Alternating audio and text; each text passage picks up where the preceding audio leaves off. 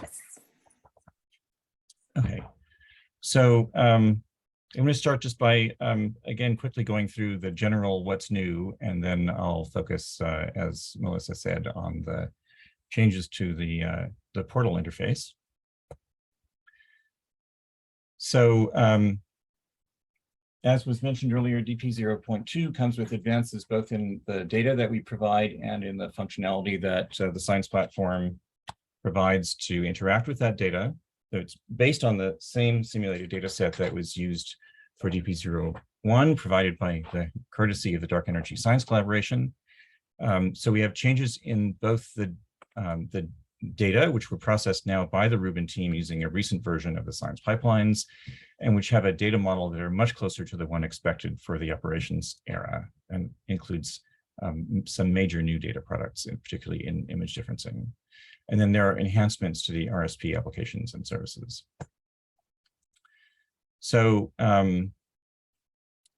for the data processing, we're now much closer to the data model envisioned in the Rubin LSST data products definition document, LSC 163. DP0.2 provides a version of the data release production data model. That's the data model that will be provided in the annual data releases from the project in the operations era.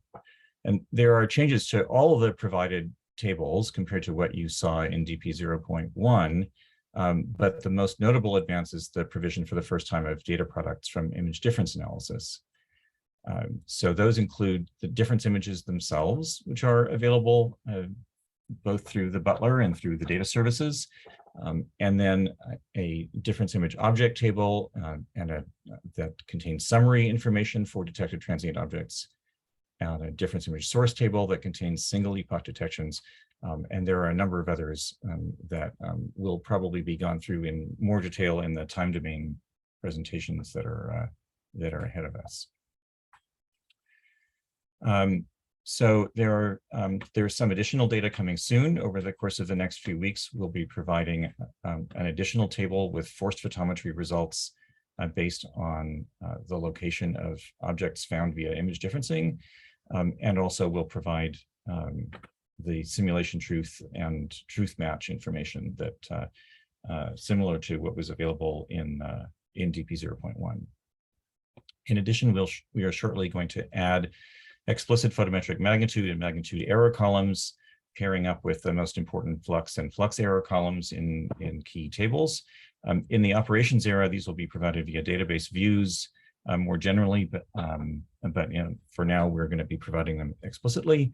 And in the meantime, you can still access magnitudes by applying conversion functions in the composition of ADQL queries. I give an example of the syntax here. The ADQL examples in the portal also contain this information. That's also a path that's available. In the API aspect, the principal changes are that we've enhanced the system by providing an OBSTAP interface to querying image metadata and then accessing images and image cutouts from that metadata information. This is done via the IVOA standard mechanism of providing a table called ivoa.obscore on the RSP tap service, and queries against that table return data in the obscore data model. That table can be queried by generic space-time and wavelength attributes. That's kind of the point of obscore, is it puts all data sets on a common footing.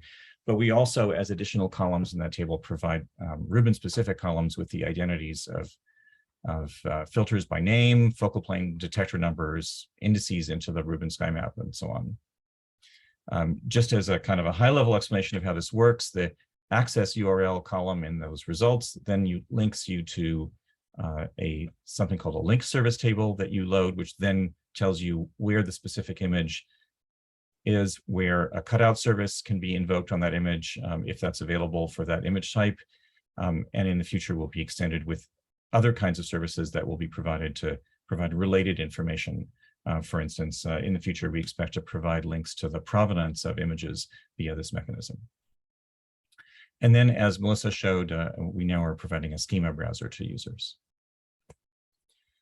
So in the portal aspect, the main new feature is the ability to search the OBSTAP service, and I'll be demonstrating that in a few moments. And there are many small features that we'll demonstrate in later assemblies and include in write-ups that are available to you through the documentation site. There's a lot more that you can do with the portal than in the DP0.1 version. The notebook aspect has been updated to the newest version of JupyterLab. The scalability has been substantially improved. Of course, the full DP0.2 dataset is now available in the notebook aspect through the Butler interface in Python, and the new API aspect services are also available to invoke from Python. So there are some service improvements that we expect to be coming soon in the next 2 or 3 weeks. Our development work is, of course, ongoing throughout this time, and some, and probably in general, most of its products will be deployed to the DP0.2 environment as they become available and are suitable for large numbers of users. In the API aspect in particular, we'll be providing some simplified APIs for access to light curves and to allow navigating links from table rows to related information in other tables. And we'll be annotating our tables with IPOA standard data link metadata that enables client software to discover those services.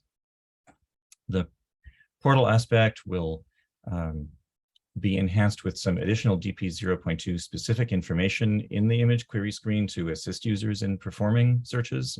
I'll kind of comment on that when we go through the demo.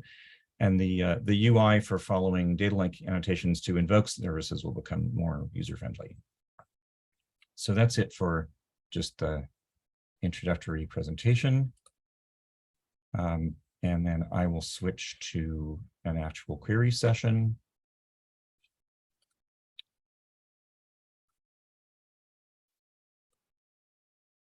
So this should share momentarily.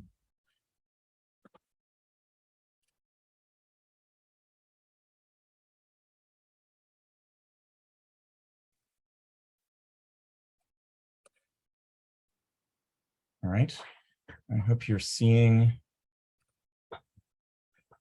the query screen that that Melissa showed you before. Yep, that's good. All right.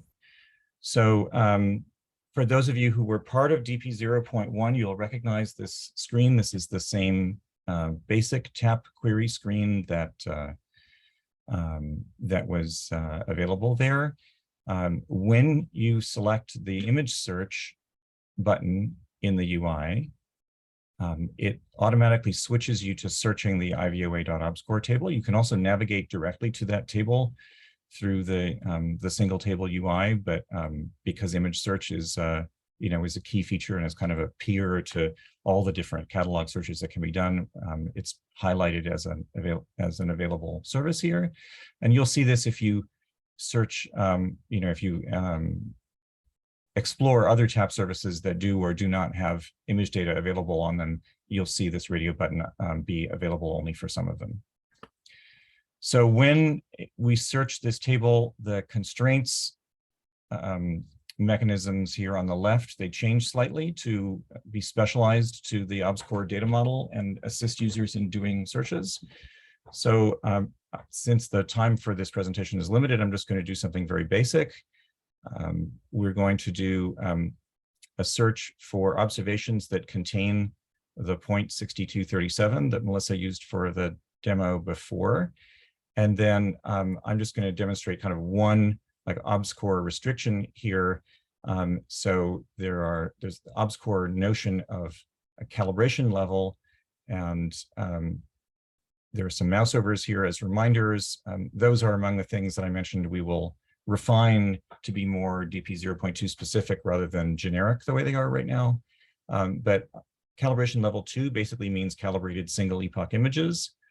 And calibration level 3 means pretty much everything produced by a project that goes beyond that.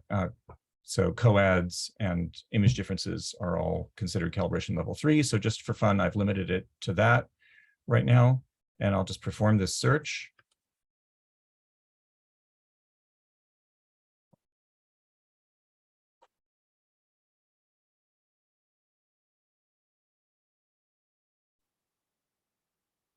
So what you see here is the familiar interface from table searches for those of you who've done this before in DP0.1. At the bottom is the table that came back from the search. So you'll see we got 500 rows of images that are covering this one place on the sky. And then you'll see the content of that. So we can explore what kind of data we got back here by looking at the filter menu for the data product subtype column. Tells you what came back. And you'll see here that we got 3 different types of images. We have the coads, that's the first one, deep coad CalExp. So what you're seeing are the same data set types that are usable in the butler. So after the LSST dot prefix, the rest of that, so deep coad CalExp is a butler data set type. So if you're working in the notebook aspect, that's what you'd be using in the butler. And then we have good seeing coads. Those are a restricted coads based on a restricted set of input images to provide better seeing. And those are the ones that are used in image differencing. And then finally, the last one is the actual difference exposure. And you can see what we're looking at right now is a difference image exposure. And you can see it has that kind of, sort of like fairly uniform noisy appearance of an image difference. It's a much less interesting scene because, of course, it's only showing you things that have changed from the template. So we can limit this search here to just the co-added images. You see there are a lot fewer here. There are only 12. And if you go and look at this list of the LSST band, or you can see the generic OBSCOR wavelength columns equivalently, you'll see we've got the 6 filters. And indeed, if you click on the selection menu here, you'll see the 6 filters. And if you go to the coverage map, you'll see why there are 12 and not 6 images in the table.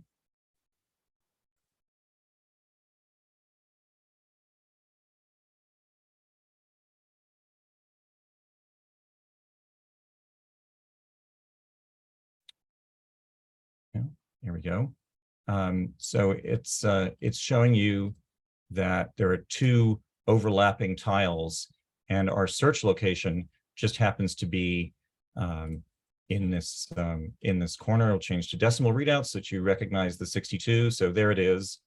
There's our search location that happened to be in the overlap region between these 2 fields of the sky map that we've applied for doing the coads. And so you can, as you click on different images here, their frame gets highlighted. And then when you go back to the data product tab here, you'll see that particular image. So the images are quite large. They're, as you saw, it's nearly 200 megabytes of data for a single co-added image. It's got 4K by 4K, of course, main image plane, and then it has variance and mask data along with that. So it's quite a substantial data set. So I think that's all for the I think the initial demo here of the new image search capabilities, and I can take some questions, and then I think we're going to have tutorial material, and I think there'll be some future assemblies that will focus a little bit more on these capabilities, if I understand correctly, right, Melissa? There will be, yeah. Now I'm thinking also that an advanced image search tutorial might be good for the 3rd assembly that we have on August 5th, where we'll do images via the butler as the beginner tutorial, and we might want to do an extended one as our advanced tutorial. So I see some comments in the chat, and I can respond to one of them immediately. So the issue about the search type, that's correct. The default search type that is in the application is one that's currently not supported by the RSP.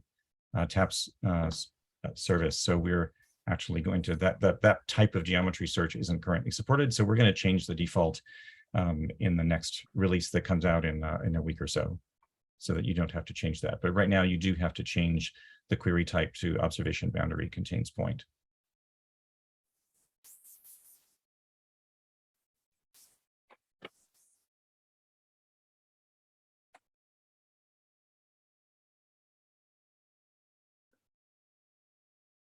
Just scrolling for other questions I can field right now.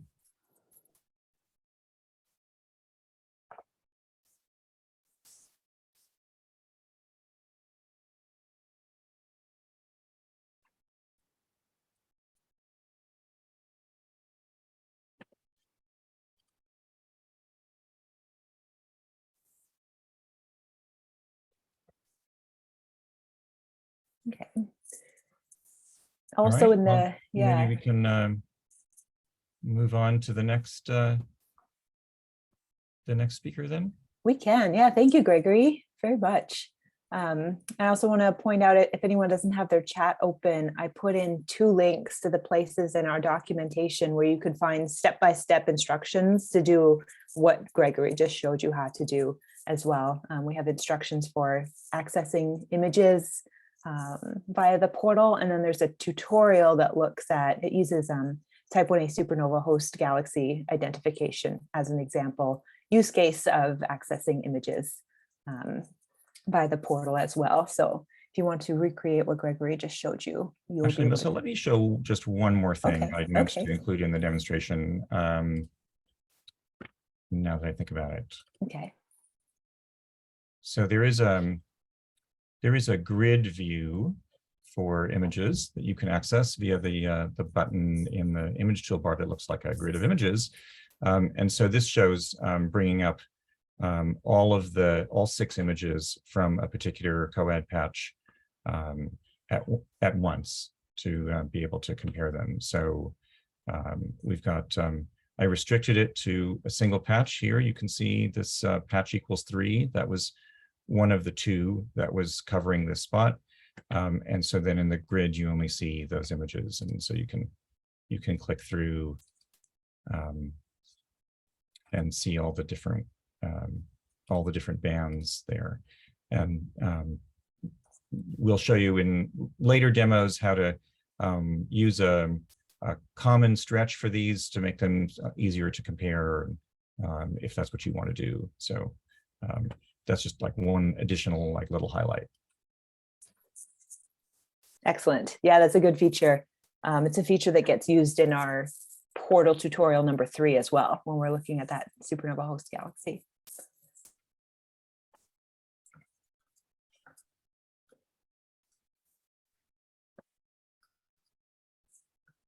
Okay.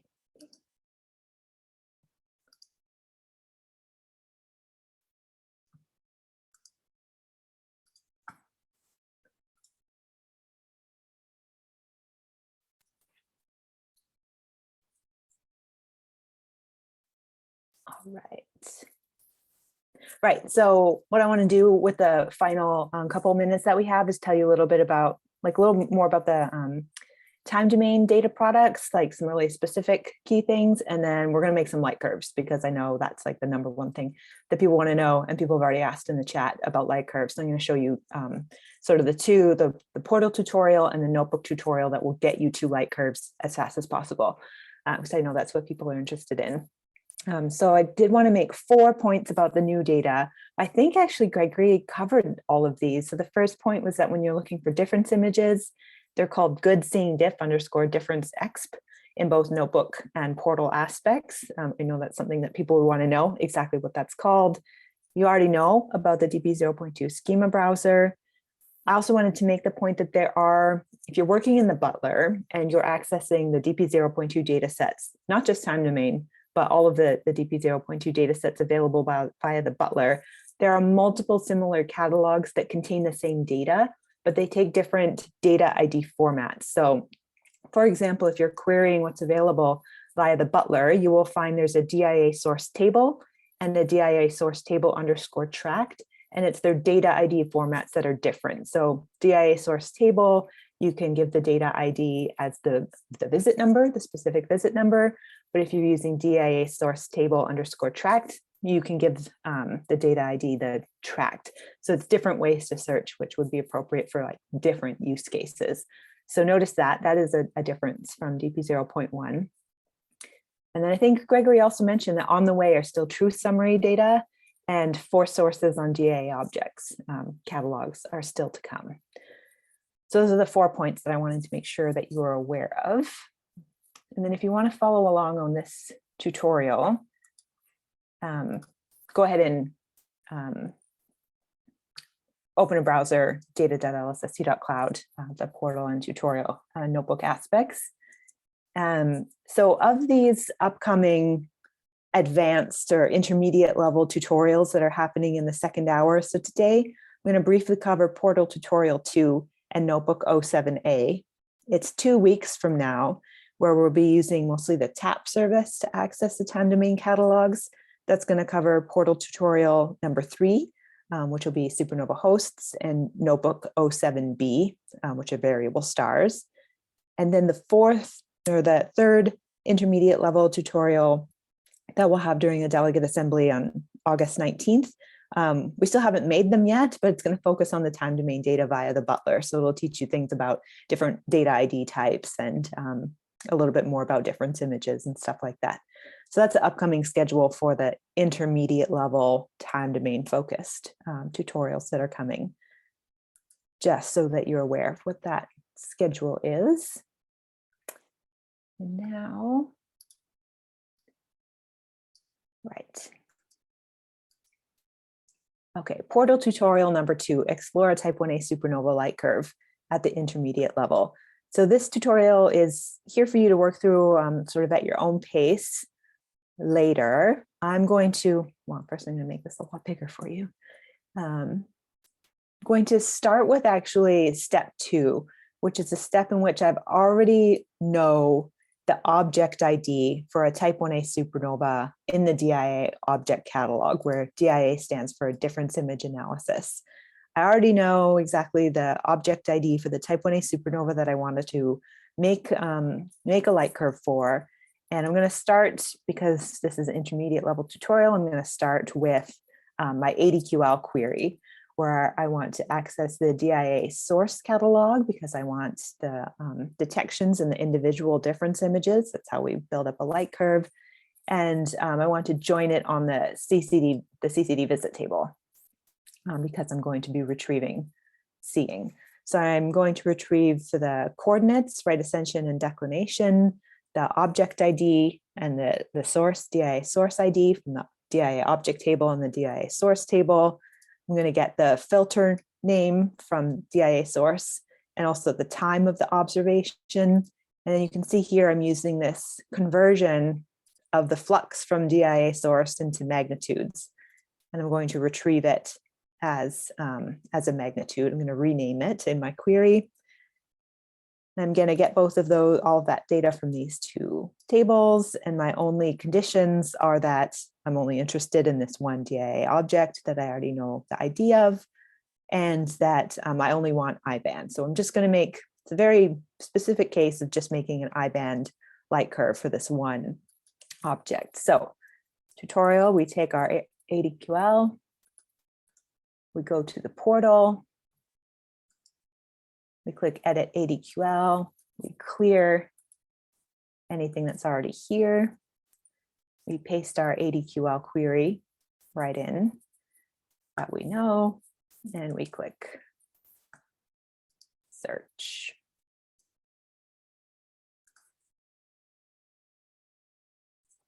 Okay, here's the results. So the first thing that I want to do is make that light curve. So I don't want the default plot that it shows up here of declination versus right ascension. Let's get in there and change that plot. So maybe I can make this a little bigger for you also. So we want to change this to be the time. So this is the modified Julian date of the observation. And I'm just going to take 60,000 off of it so the x-axis is a little more readable. So we've got time, and then on the y-axis, we want that magnitude that we retrieved. Under trace options, a circle is fine to use as the plot. We retrieved I-band data, so let's color it color it red. We're making a light curve here, so we add our chart table as light curve. The x-axis label, as I just said, it's modified Julian date minus 6,000. And our y label that we've set up is apparent magnitude in the I-band. Wonderful, it's magnitudes, so we reverse it. And now we are ready with those new plotting parameters, so we click apply. And there we have our light curve. So that is how you get light curves in the portal aspect. Oh, I accidentally closed my chat. Oh, good. Looks like questions are being answered. Thank you. So that's a small portion of the portal tutorial number 2 that just shows you how to get light curves, but that's all that I wanted to show you today, because you can work through the rest of that portal tutorial at your own pace if you want. And I'm going to switch over to the notebook aspect, where I've opened notebook 07A, which is called DIA object _ samples. This notebook is not, it does take a couple of minutes if you go to kernel and run all of the cells all at once. It does take a couple minutes to execute because there are a couple of queries that happen in sequence. So I've already executed the whole notebook. And all I really want to do today is just show you a couple of, show you the information that's in this notebook that I think most people will want to sort of review in their own time at length. So here in section 2 of this notebook, we've got a bunch of narrative text to help you understand the DIA objects table contents. So remember, the DIA source table is measurements in the individual difference images. And then the DIA object table has summary parameters for DIA sources that have been associated by coordinates. So these include light curve summary statistics. And so in the science case where you're looking to use the DIA object table, and you're looking to use these light curve summary statistics to identify populations of interest, that is what Notebook 07A is trying to teach you how to do. It's showing you a little bit more information about these light curve summary statistics. So we've pulled out a list of them and described what these statistics are. Some of them pretty obvious, like PS flux mean, it's the average flux in all of the difference images. Then there's some others that are a little more advanced, like if you do Cepheid variable stars, you might be interested in that Stetson J parameter, for example. All of these PS flux, some light curve summary statistics are all based on the detected sources in the difference images, but there are also some summary statistic parameters that use the fluxes in the direct images. So if you use variable stars, you might be more interested in that total flux in the direct images instead of just the variable component that you get from the difference images. So this notebook makes sure that users are aware of the difference between the PS flux and the tot flux, both of which are available in the DIA object table. So this notebook will at first pull out a bunch of sort of random DIA objects, and then it just shows you a little bit more about the light curve summary statistics. So mostly starts out just by plotting a bunch of histograms so that you can learn more about these light curve summary statistics, like the minimum and maximum fluxes. And I think that's the same thing again, but versus the number of observations that were like the number of detections in the difference images for the DIA objects. And then also compares it with those tot fluxes, which I mentioned are measurements in the direct images. And then it goes in and it investigates a single bright, well-sampled DIA object so that we can plot the light curve for that one DIA object. So now here we're looking at the PS flux light curve and the tote flux light curve. So that's difference image sources and direct image sources, comparing the two light curves. And then all these horizontal lines on here are the various light curve summary statistic parameters that we get out of DIA object. So really this whole section 2 is just sort of teaching you how to get light curves out of the data, what these summary statistics are, and how to use them. In section 3 of this particular notebook, we move on to try to identify DIA objects that are likely to be type 1a supernovae. So here, I mean, if you're not a type 1a supernova person, so we put in example light curves of type 1a supernovae, and they have a very homogeneous light curves. So any type 1a supernova that we detect in the data set, depending on its redshift, it will have like a certain relation between the number of days over which it's visible and the peak magnitude that it reaches. So we know that sort of in the parameter space of light curve duration and light curve peak brightness, type 1a supernova, they occupy a very specific region of that particular parameter space. And so that's the parameter space this notebook uses to try and identify a sample of potential type 1a supernovae. And you could imagine doing this for other types of variable stars. And so in the DC2 data set, it's just type 1a supernovae or those few kinds of variable stars. But still, searches in parameter space of DIA objects of things like minimum magnitude, mean, maximum, your set to J parameter, light curve duration, all that kind of thing. Searching within that parameter space, I think is something most people will want to do. So section 3 of this particular notebook sets up that region of parameter space for DIA objects where I want to look for potential type 1a supernova-like things. Then we go through and we extract from DIA objects, just the objects that occupy that particular region of parameter space. We take a bit of a deeper look at them in this notebook to sort of teach you how to do that.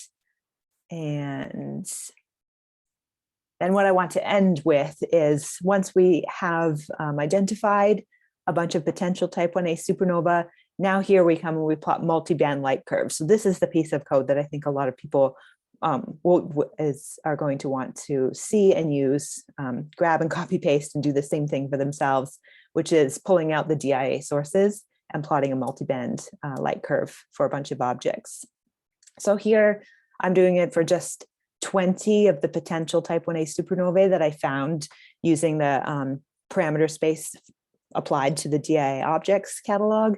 You can see most of these do look sort of type 1a supernova-like in that they increase and decrease over the expected time scale. And here we're using different symbol types and colors to indicate the different filters. So that's all I really wanted to show you really quick today, was which portal tutorial to use to find out how to make light curves and which notebook tutorial to use to understand better the new DIA objects catalog. Next week, we'll do notebook 7B, which instead of type 1a supernova, looks at the time domain data from the perspective of variable star scientists instead. And we'll go through that in a little more in depth. But mostly I just wanted all of our returning delegates to know where to go first to start learning about the time domain data sets. So I'm going to pause there and check for questions, and also I can see if you raise your hand as well.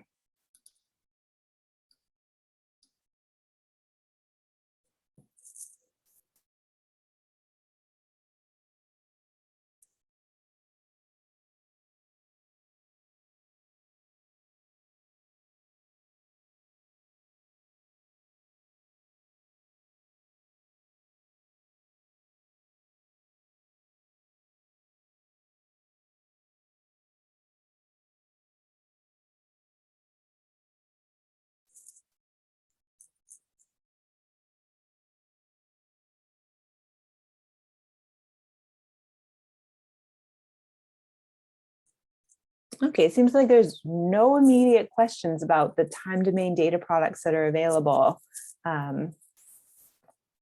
which is totally fine. I'm going to open it up to questions about literally anything related to Data Preview 0 or the Rubin Science platform.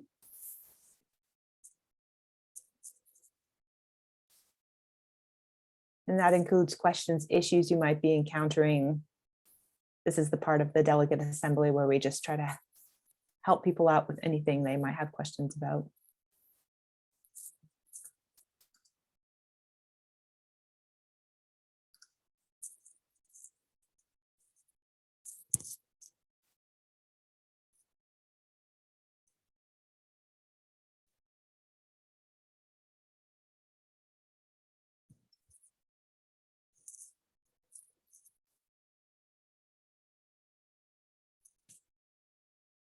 Oh, thanks, Leanne.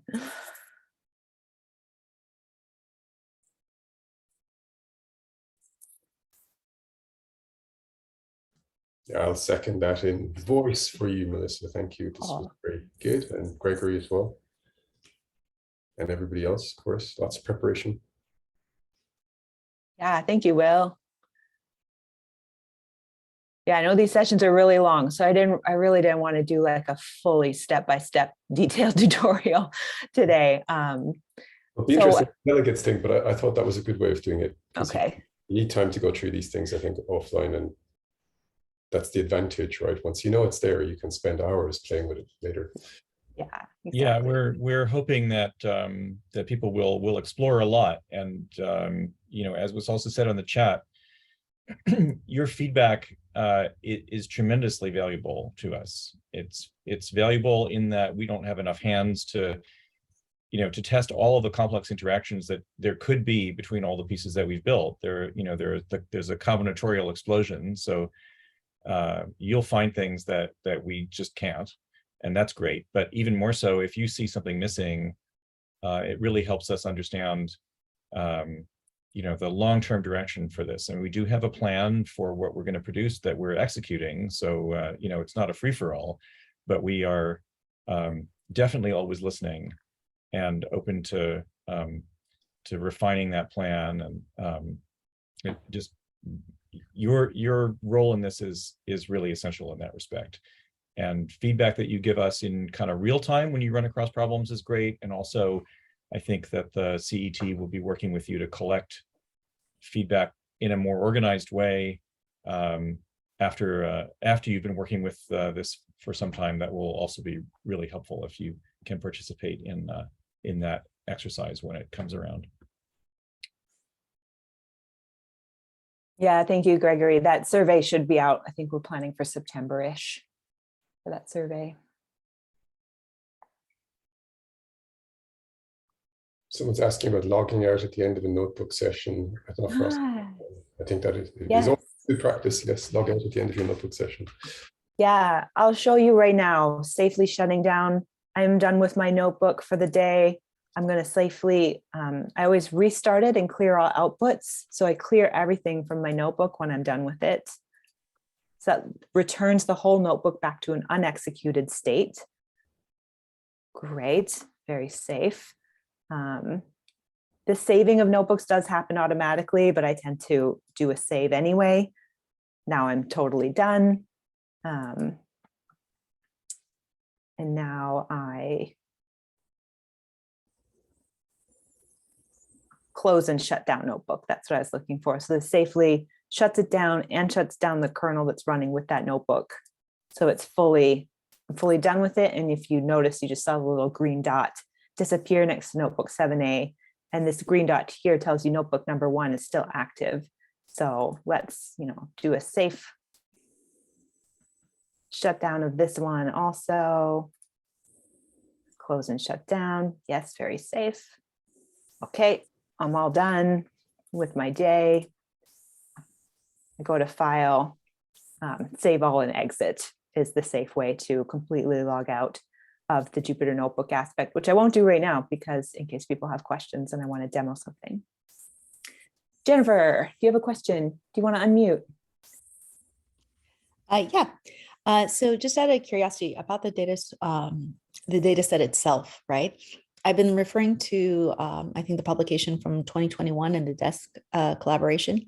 Is there some sort of like just shortened primer on this? You know, just talking about, you know, what's actually in the data set, how it was generated, so forth and so on.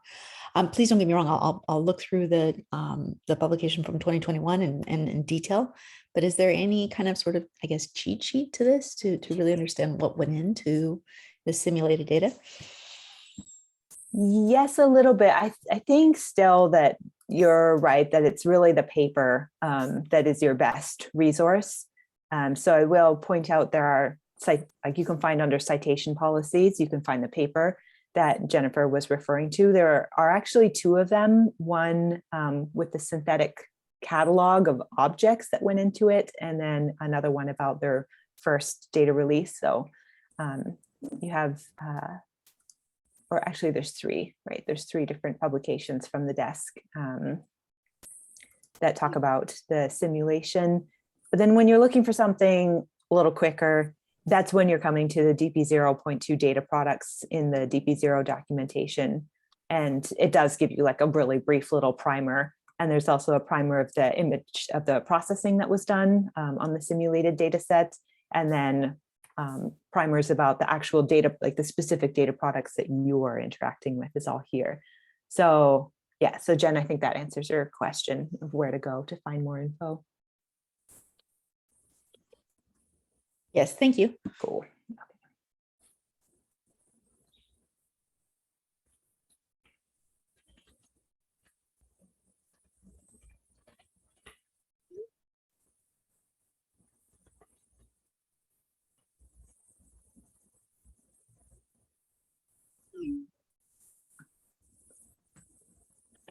Okay, I think at this point, I'm gonna like formally end our like the kickoff session and first delegate assembly is over. Formally